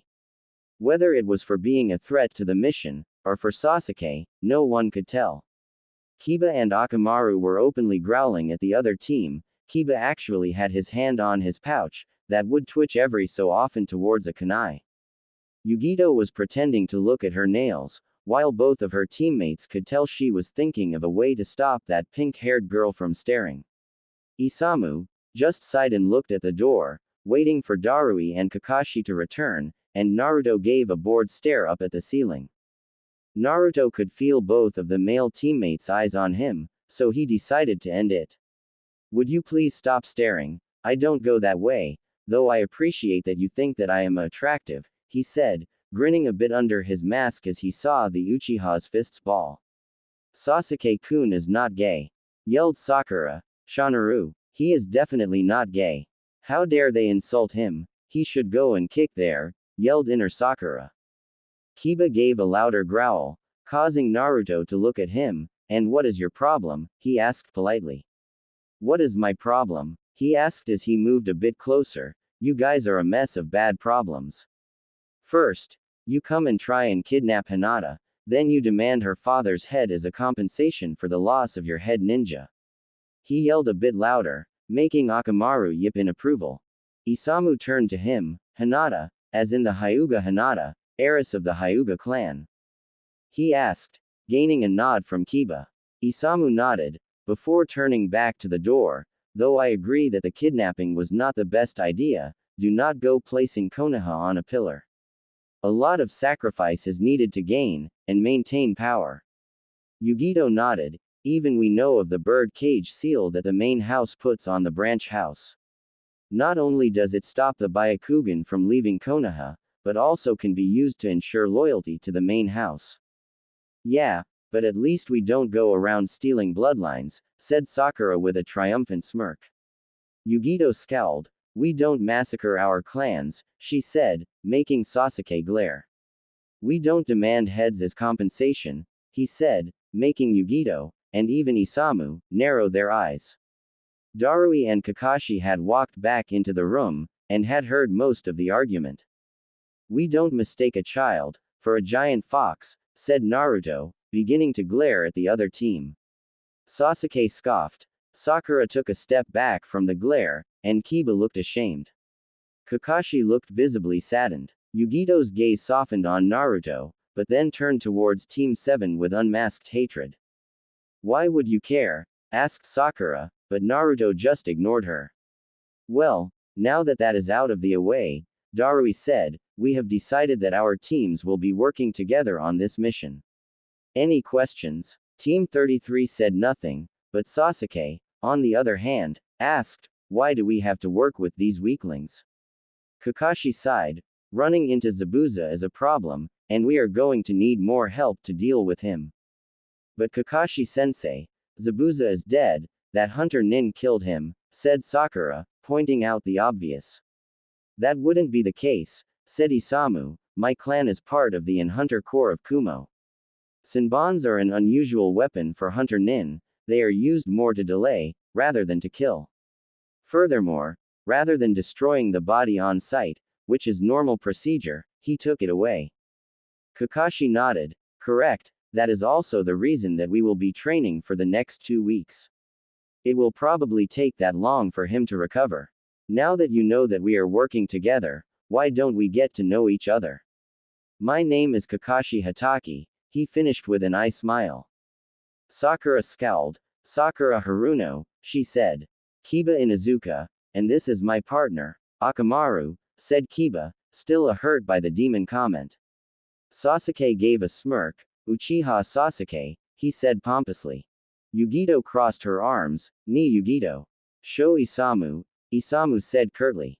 Naruto looked at Darui, who nodded. He looked back to the group and took a deep breath. Removing his hood, and his mask, Uzumaki Naruto, he announced. Complete silence had captured the room. Not a single person dared to speak. Kiba stared slack-jawed at the sun-kissed blonde, his eyes almost bulging out of his skull. Sasuke's eyes were widened in shock, and maybe excitement. Sakura was now visibly shaking, her skin had become pale and she was staring in fear at Naruto. However, none of these reactions could compete with what Kakashi was going through. Kakashi's former composure as a Jonin of Konoha had disappeared the moment Naruto had said his name. His one visible eye was widened in a mix of shock, confusion, and happiness. When he had first seen the hood fall, the wild, spiky hair had triggered a thought of his late sensei and son, but when the mask fell, the 3 whisker marks on each chin resembled the one and only Uzumaki Naruto. Praying that this was not a trick, he flipped his Hitai-8 to show his coveted Sharingan eye. The Kumo team stiffened. Darui coiled back, ready to strike. Isamu placed his hand on his kunai pouch, and Yugito was ready to pounce, with 2 kunai in each hand. Kakashi paid no attention to this though, and just looked at Naruto. His eye assured it, there was no genjutsu placed, or henge disguise. This was the real Uzumaki Naruto. Seeing that there was no more need for his eye, and that it was causing complications, Kakashi recovered his eye. Naruto's team relaxed slightly, but kept in their positions. It's really you, said Kakashi softly. He tried to take a step forward, but was stopped when he felt a firm grip on his shoulder. He turned to see Darui, who had a tired glare. I suggest that you keep your distance, Kakashi-san. Considering Naruto's history with your village. Kakashi nodded, while on the inside he was fuming. Here was Naruto, one of his only ways of repaying his dead sensei for all of his kindness, and he was again stopped by another obstacle. First it was Naruto's supposed death, and now it was his status as a Kumo nin. Sasuke, who had overcome his previous shock, gave Naruto a glare. Impossible, the Konoha demon died by the hands of two Chunin, he stated. Yugito and Isamu narrowed their eyes at the Konoha demon comment, but Naruto just sighed. It is quite possible, and it was not only two Chunin, they only used a Kaiden on me, the mob did the rest, he said, gaining the attention of Kakashi, making a note to ask him what he meant by that. But still, what are we waiting for? Yelled Sakura. Whether he is alive or not is not the problem. We have to kill him now before he guts us all. Team 33, and to Naruto's surprise, Kakashi moved in front of him. Yugito even went as far to get in close to the pink-haired girl, to hold a kunai to her neck. Just you try, bitch, she said coldly, pressing the blade deeper into her neck, making Sakura shiver. Yugito, don't harm the Konoha nin, said Darui, lowering his weapon, it wouldn't bode well to kill another village's shinobi. Yugito gave her sensei a look, then turned back to Sakura with a frightening glare, before lowering her kunai. The room relaxed a bit, but the air was still hostile. So Naruto, said Kakashi, sending a small glare at Darui, how did you end up as a Kumo shinobi? Naruto looked up at the ceiling. Well, after I was left to die by the villagers, he said, before looking back at Kakashi, a man came and found me. He took me away from the area and treated my wounds. I told him about my life in Konoha, and he told me why I was hated. Kakashi cringed at the last part. After that, he offered to teach me the ways of the shinobi, and I traveled with him for a couple of years, before coming to Kumo last year to join the academy, Naruto finished, acting as if he was talking about the weather. Kakashi wanted to ask more, but just then Tsunami walked into the room. Dinner's ready, she said happily, completely unaware of the tension in the room. Isamu was the first to get up and walk to the kitchen. He turned to face his teammates, and Team 7, despite our feelings about each other, we should push them to the side for now. It would not be beneficial to hate your comrades, he said, specifically looking at Naruto on the last one. Darui sighed, and sheathed his sword. You are right, Isamu, and tomorrow we will be doing group training in the morning, to get a feeling of how the others fight. Then one team will guard the bridge builder, while the others do their own training, he said, to which all of his team nodded. Kakashi looked at his team, and begrudgingly, they nodded as well. They all then moved towards the kitchen. Dinner was kind of awkward. Yugito and Isamu had snatched the seats near Naruto, while Sakura, Sasuke, and Kiba had taken the seats on the opposite side. Kakashi and Darui sat at the corners of the table, and Tazuna, Tsunami, and her son, Inari, sat at the other end, watching with curiosity as the ninja ate. Sasuke would go from silently brooding, to giving a glare at Naruto, which he cleverly ignored. Sakura would switch from fawning over Sasuke, glaring at Yugito, who returned her glares in equal vigor, to giving fearful glances at Naruto. Kiba's expression was hard to read, but it could easily be placed between anger and confusion. Isamu just ate, not really paying attention to the other occupants, but he would scan the room every so often for trouble. Naruto acted like everything was normal, as if the Konoha team was not even there. He complimented Tsunami on her cooking, talked with his teammates, and even gave Akamaru some of his dish, instantly winning over the small dog. But every time he grinned, Isamu, Yugito, Darui, and Kakashi could tell that it was forced. After dinner, the two teams split up into two rooms. At first it was going to be boys in one, girls in another, but Yugito threw a fit about being in a room with the pink-haired banshee, and they decided to just sleep with their teams. Naruto was currently unsealing his sleeping gear, when he felt a presence behind him. He turned and saw Isamu looking at him with a somber look. I am sorry I had to put you on the spot like that, he said, sincerely sorry, I saw the way you were looking at them, and it would not have been the best if you attacked one of them.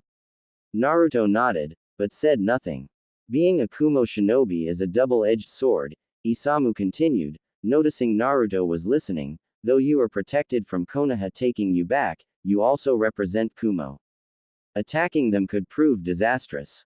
Naruto got up and looked at Isamu with a smile. I knew why you did it and I thank you for it. I needed that to put me back in my place. I am no longer a part of Konoha, but a part of Kumo, he said. Isamu gave a small smile, and held out his fist, which Naruto quickly fist bumped. After they were all prepared, Team 33 fell asleep, with Yugito inching closer and closer to Naruto. None of them noticed Darui slip out of the room. Darui was currently waiting in the forest behind the house. The moon was high and illuminated the forest floor. The wind made the leaves bristle, and the rhythmic pattern of the water sloshing against the dock was relaxing. All in all, it was a nice night. Just then, Kakashi appeared out of the shadows. So you came? He asked, to which Darui just shrugged. If I didn't, you probably would have come and dragged me out here, he said.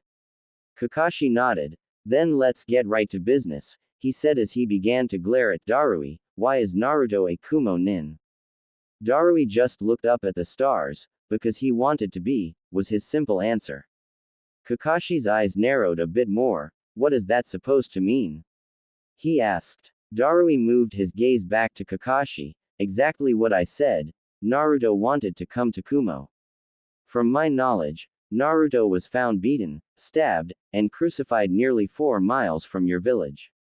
Do you really think he would want to protect the people who tortured him? He said, though in a slightly angered tone. This isn't all about what he wants, said Kakashi. Naruto belongs in Konoha, with his family. And who might that be? Darui asked. The Sandame. Yes, he did a great job protecting him before. Kakashi cringed at the sarcasm in his voice. The Ichirakus, Darui continued, sure they care about him, but it would be hard for those 3 people to make up for an entire village that hates you. He wouldn't be alone, said Kakashi. He would have me, Asuma, Kurenai, Guy. His voice faded as he failed to come up with any more people that cared about him. That is a very short list, said Darui, plus this sounds like you are doing this for you rather than for Naruto. Or maybe is it also that Konoha wants their precious weapon back? Kakashi's eyes widened. How did you know that he is the Jinchuriki of the Kyuubi no Yoko? Darui finished, interrupting Kakashi's question. Easy to tell when he heals from 2nd-degree burns in an hour. Darui turned to start walking away. From any angle you look at it, Naruto is a Kumo shinobi. But if you even try to steal him back, Darui looked back at Kakashi, his eyes ice cold, I will kill you. He then turned and began walking away, leaving Kakashi in a dejected state. Darui hated seeing such a revered shinobi like this, and he knew it would be better for an alliance if Naruto got along with some of Konoha's elites. Naruto doesn't hate Konoha, Darui said, catching Kakashi's attention, he just dislikes the people there. But if you were to build a bond with him, Naruto might still dislike most of Konoha, but will consider you a friend. With that, Darui vanished, leaving Kakashi deep in thought. I may not be able to bring Naruto back, thought Kakashi, as he balled his fists, but I will try my hardest to become a part of his life. With this new determination in mind, Kakashi walked back to his room. Sensei, I will not abandon your son. The following morning, after Tsunami had made both teams a large breakfast, the Kumo and Konoha nin were in the forest. Kakashi had recommended a spar to learn how the others fight. Darui did not want to agree to this, at threat of making his team's abilities known, but agreed, because of 3 reasons. 1. The spar would only utilize taijutsu, and his team could afford to show off some of their skill. 2. This really would help their team dynamic. And 3. Naruto needed to let out some steam, and the Konoha shinobi would be the perfect targets. Alright, who is up first? Kakashi asked. He looked at the group of young genin, before pointing at Kiba and Isamu. You 2 look ready. Kiba pumped his fist up in the air. Hell yeah, come on Akamaru, let's show these Kumo nin why Konoha is number 1. Akamaru gave a happy yip. Isamu just sighed and began walking over to his side, but was stopped when Naruto put his hand on Isamu's shoulder. Don't hurt him too much, we need him for the mission, he said with a small smile. which Isamu returned, before continuing his walk to the center of the field. Kakashi had watched the small display of friendship, and he had to admit that it felt good to know that Naruto had found some sort of friendship. And maybe something more, he thought, as he spied Yugito staring at Naruto's behind, before blushing, and turning away. Kakashi had to stiffen a perverted giggle. He would have to tell Jiraiya about this. Alright, you remember the rules, only taijutsu, said Darui, who was proctoring the match, Hajime. Kiba instantly got into his four-leg stance, while Isamu just put his foot back. Kiba, seeing this as a sign of weakness, charged forwards, trying to end the match with a kick to the head. At the last second, Isamu moved out of the way. Kiba flew over him but quickly recovered with a handstand, before twisting his body so he was on all fours again. This continued for a while. Kiba would attack Isamu, but at the last moment he would dodge. Akamaru, who was told to sit out the round, watched with a mix of whines and growls, as Isamu played with his comrade. Yugito and Naruto wanted to laugh. It was easy to see Isamu's strategy, learn as much as he could from the opponent, and then when they were tired, come in with a finishing blow. Kiba was getting frustrated. Why won't you stay still, coward? He yelled as he charged Isamu again. Isamu said nothing, and continued to stay out of the dog's reach. Breathing heavily, Kiba glared at Isamu, who finally decided to say something. Why are you so adamant on beating me? Because you were the ones who tried to kidnap Hinata, he said, as if it was the most obvious thing in the world. And why are you trying to protect Hinata? Isamu asked, as he dodged another strike. Because she's my friend. Kiba swung a punch. Isamu gave a teasing smile. The rise in your pheromone levels tell me that you want her to be something more. Kiba stopped attacking and stared wide-eyed at Isamu, who continued to talk. If this is true, why haven't you talked to her? Is it because she is with someone else, or are you just too scared that she will reject you? So tell me, who is the real coward here? Kiba was now shaking in rage. He charged blindly at Isamu, who just stood and waited. When he got close, Isamu under his outstretched arm, twisted it behind his back, and proceeded to give two hard punches into Kiba's kidneys. Kiba's knees buckled after the two hits, his body only being held up by Isamu's grip on his arm. And you're dead, Isamu said nonchalantly, dropping Kiba on the ground. Never let your emotions get the better of you, or you will die. Isamu said as he walked back to his team. Winner, Isamu, Darui said, proud about how his student had handled that. Kakashi was now helping a limping Kiba to the sidelines, where Akamaru was yipping worriedly. Wow, I never knew you could be so cruel, Isamu, said Yugito, still surprised about how quickly her kind teammate had turned into a ruthless fighter. Isamu just shrugged. I save it for my opponents, he said, sitting next to Naruto. Naruto just grinned and placed an arm around Isamu. Don't worry Yugi-chan, Isamu is our friend, and would never be that cruel to us. Isamu gave a small smile. Yes, we are comrades and friends, and I would never let either of you get harmed, if I could do something to stop it.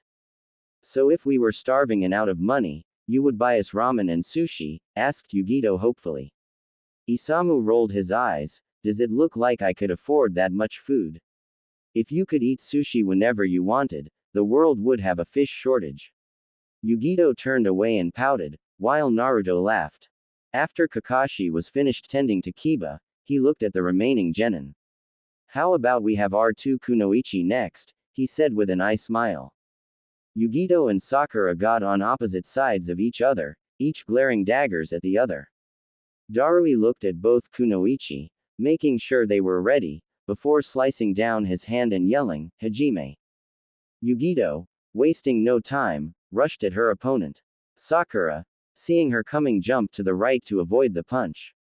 However, Yugito had anticipated this, and at the last moment, pushed her left foot against the ground, propelling her at Sakura with a strong right hook. Taken off guard by her attack, Sakura was punched into a nearby tree. As she struggled to stand up, Yugito appeared next to her, punching her into the tree again, before finishing up with a roundhouse kick. Sakura's breath was taken away by the first punch, and the kick to the head knocked her out. Winner, Yugito, said Darui, as Yugito smirked, and walked back to Naruto and Isamu. You know, the reason we are doing this spar is because we want to learn about our temporary teammates. You can't really do that when you knock your opponent out in less than a minute, said Isamu. Yugito just snorted. I did learn something, that she can't fight. And plus, that was payback for staring at me all yesterday. Naruto laughed at his teammates' bickering, before getting up and stretching. Well, I guess it is my turn.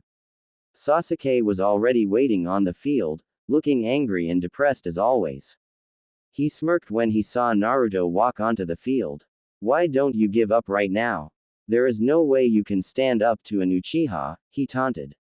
Naruto smirked right back. I thought you needed the Sharingan to be an Uchiha. Sasuke gritted his teeth at Naruto, before getting in the Uchiha clan stance. Bring it on, demon. Right back at you, Susuge, said Naruto, adopting the traditional stance of the Kitsune no Sutairu. As soon as Darui said, Hajime, both boys jumped at each other. Sasuke punched at Naruto's abdomen, but he just twisted out of the way, and aimed a punch at Sasuke's head. Sasuke then brought his knee up to Naruto's chin. Naruto's head was shot up, but he used the momentum of the attack to speed up his kick on Sasuke's head, this time hitting him. Naruto landed on his feet, and Sasuke did some flips in midair, before landing gracefully on his feet. Sasuke smirked at Naruto. You're better than I thought, maybe this will be a challenge. Naruto ignored him and began to charge. Sasuke got ready to intercept another punch to the head, but was surprised when Naruto's punch went right by his head, and pulled him into a hard hit with Naruto's knee. Still a bit dazed, Naruto continued to land heavy punches on his torso, and every time the daze would end, Naruto would send another punch at his temples. Around the fourth time Naruto had done this, he said to the staggering Sasuke, I think it is about time I ended this. Naruto brought both of his fists into Sasuke's ears, before aiming a kick at his throat. Sasuke was knocked down, coughing heavily. He was about to try and get up, but felt a foot on his face. Stand down, said Naruto in a cold voice. Sasuke glared up at him, before smirking. Uchiha never back down, he said, before punching right into Naruto's crotch. All of the men on the sidelines cringed, while Yugito was livid. How dare that emo punch Naruto-kun in the balls? Oh, he will be in for hell, thought Yugito as Nibi nodded. I agree, kitten, he should have known that that area is ours. After the spar, you should go kiss it to make it better. Yugito ignored the perverted cat in her stomach and continued to watch the match. Naruto staggered back, his hands cradling his balls. Pain, pain, pain, he thought over and over. Kyuubi could only agree. What the Uchiha did was a move. Sasuke had gotten up now, and was smirking up a storm. We are ninja, we never play fair, he said. Naruto just glared at him. I knew you were gay. No other straight man would willingly get in close to another man's nuts. Sasuke was about to charge him, when he felt a hand on his shoulder. Kakashi gave him a lazy stare. I think that we are done with the spars for today, he said, making Sasuke give a snort, and walk back to his team. Darui could only nod as he went to check on his student. Sakura, who had woken up during the fight, ran over to check on her beloved, and Kiba was protecting his own pair, just in case Sasuke got angry. Yugito had given Naruto an ice pack from her pouch, and Isamu had an angry expression on his face. After the pain had subsided, Naruto gave Yugito a thankful gaze. Thanks for the ice pack, he said. Yugito blushed a bit. We are on a team, we look out for each other. She then looked at Sasuke with a glare, and I am also your friend, so I am going to get him back. Naruto put a hand on Yugito's shoulder, drawing her attention back to him. Don't, I already have a plan, he said with a mischievous grin, which Yugito soon matched. Kakashi then walked over to the Kumo team. He looked at Naruto. How's the pair? Naruto just shrugged. Getting better. But you should teach Sasuke about not touching other men's private areas. Kakashi chuckled a bit, and rubbed the back of his head. He then looked at Darui. It looks like my team will need a lot of training. So do you mind taking the first watch of Tazuna? Darui nodded and called his team to follow him. Kakashi then turned to focus on his team. Well, it looks like we have a lot of work to do, he said in a false, cheery voice.